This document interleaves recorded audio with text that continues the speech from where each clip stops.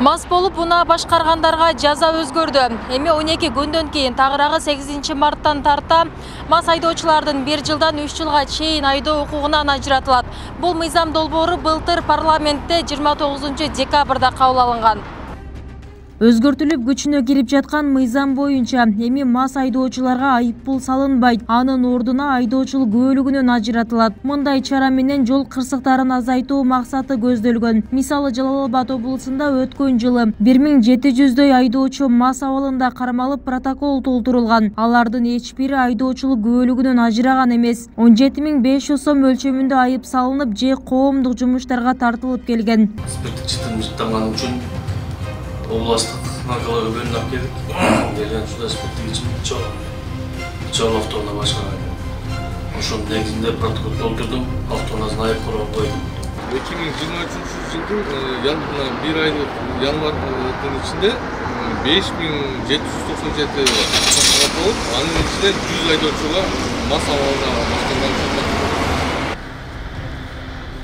Жаңы эреже боюнча айдоочу мас абалында кармалса 1 жылга көөлүгүнөн ажырайт. Эгер жаза мөөнөтү бүткөндөн кийин кайрадан мас абалында рулга олтурса жана жол кырсыгына кабылган учурда автоунаасын убактылуу алып коюу менен 3 жылдык мөөнөткө унаа башкарууга тыюу салынат. Ал эми айдоочулук күбөлүгү жок ичип алып унаа айдагандарга буга чейин 15 000 сом айып салынса, мындан ары 3 суткага камалат.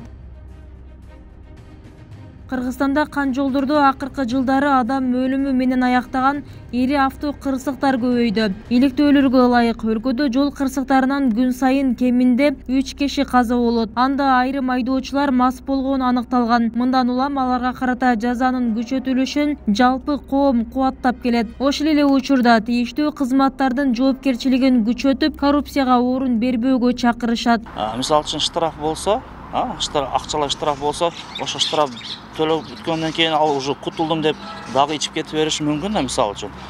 Бирок ал жоопкерчиликке тартуу менен анан ошо айдоочулугуну алып коюп бир өмүргө анын машинага отурууга уруксат чектелип кое турган болсо, калган адамдар деле ошондон кандайдыр өзүнө бир жакшы немени алат да, неме дейт, түшүнүгүн алып сабак алат да, чоң сабак.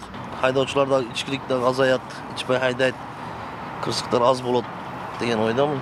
Кыргызстан бир канча жылдан бери дүйнөдө жол кырсыгынан эң көп жарандары каза тапкан өлкөлөрдүн катарында турат. Өткөн жылы 600дөн ашык адам кандуу жолдун курмандыгы болгон. Жаңы өзгөртүлгөн мыйзам боюнча буга чейин айдоочу мас абалында жол кырсыгына кабылып, башка адамдардын ден соолугуна этиятсыздыктан залал келтирип, бирок аракетинде кылмыштын курамы жок болгон учурда 20 000 сом айып салынып же 5 күнгө чейин камакка алынып келсе, мындан ары айдоого укугу жок айдоочу 7 күнгө камакка алынат. Ал эми айдоочу 1 жылга унаа башкаруу укугунан ажыратылат.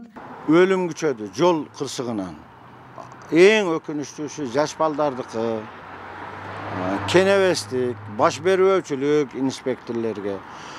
Ушундан келип чыкты окшойт. Управление ГАИнин жетекчилигинин сунуштаган бул долбоору мен эң туура деп ойлоймун.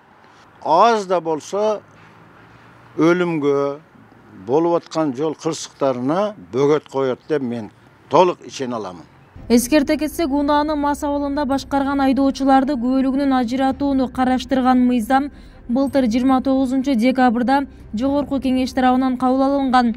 Кошумчалай кетсек, 1 жыл ичинде жолдо жүрүү эрежесин 3 жолу бузган айдоочу кайра экзамен тапшырышы мүмкүн. Анын ичинде мамлекеттик номери да жок болсо, жол көзөмөлдөөчү инспекторлордун талаптарына баш ийбесе, белгиленген ылдамдыктан ашып айдаса, тез жардам милиция сыяктуу кызматтардын атайын автоунааларын өткөрбөй койсо да, кайрадан экзамен тапшырууга жөнөтүлөт. Мындай мыйзам долбоору да парламентте каралууда. Декабрь айында 2-чи окуудан өткөн. Бүбүсара Орозалиева, Шерзат Эгембердиев, 7 канал, Жалал Абад.